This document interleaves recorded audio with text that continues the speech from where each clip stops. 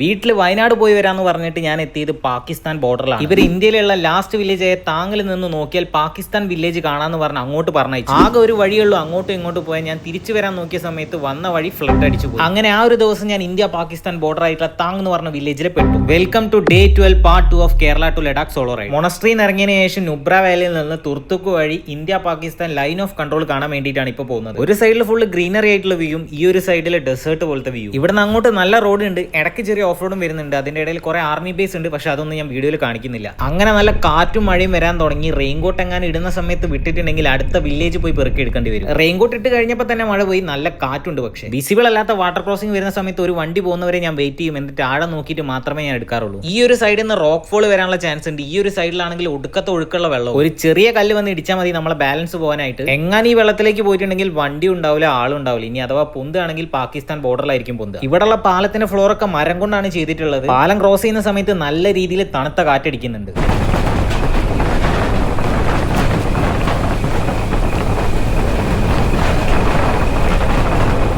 അങ്ങനെ നമ്മൾ തുർത്തുക്ക് എന്ന് പറഞ്ഞ വില്ലേജിൽ എത്തി. കുറച്ചും കൂടി ദൂരം പോയിട്ടുണ്ടെങ്കിൽ അവിടെ ഒരു ചെക്ക് പോസ്റ്റ് ഉണ്ട്. ഇവിടെ നമ്മുടെ ഡീറ്റെയിൽസ് ഒക്കെ കൊടുത്തിട്ട് വേണം പോകാൻ. ലൈൻ ഓഫ് കൺട്രോളിന്റെ അടുത്താണെങ്കിലും ഇവിടെ സ്കൂളും ഗ്രൗണ്ടും എല്ലാം ഉണ്ട്. ആക്ച്വലി ലൈൻ ഓഫ് കൺട്രോൾ ഇതിന്റെ ഉള്ളിലാണ്, പക്ഷേ ഇവിടെ വരെ നമുക്ക് പോകാനായിട്ട് സാധിക്കുള്ളൂ. നമ്മളിപ്പോൾ മാപ്പിൽ ഇവിടെയാണുള്ളത്. പലർക്കും സംശയം ഉണ്ടാവും ലഡാക്കിന്റെ ബോർഡർ അവിടെ ചൈനയല്ലേ, പിന്നെ എങ്ങനെ പാകിസ്ഥാൻ എന്ന്. അത് ഈ ഒരു മാപ്പ് കണ്ടിട്ടുണ്ടെങ്കിൽ മനസ്സിലാവും. നമ്മൾ നിൽക്കുന്ന അവിടെയാണ് LOC ഉള്ളത്, ലൈൻ ഓഫ് കൺട്രോൾ. അവിടെ നിന്ന് അങ്ങോട്ട് POK ആണ്, പാകിസ്ഥാൻ ഒക്യുപ്പൈഡ് കാശ്മീർ.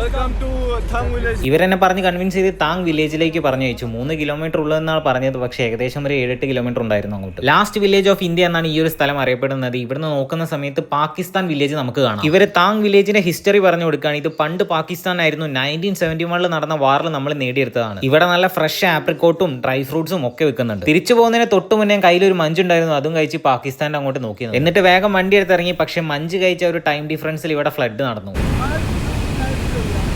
കുറച്ചു നേരം അവിടെ വെയിറ്റ് ചെയ്ത് നോക്കി. വെള്ളത്തിന്റെ ഫ്ലോ കൂടുകയെന്നല്ലാണ്ട് കുറവൊന്നുമില്ല. ഇവിടെ പെട്ടുപോയൊരു ഫീൽ എനിക്കില്ല. ഒരു ഫിലിം കാണുന്ന പോലെ എല്ലാം കണ്ട് അവിടെ നിൽക്കുകയാണ്.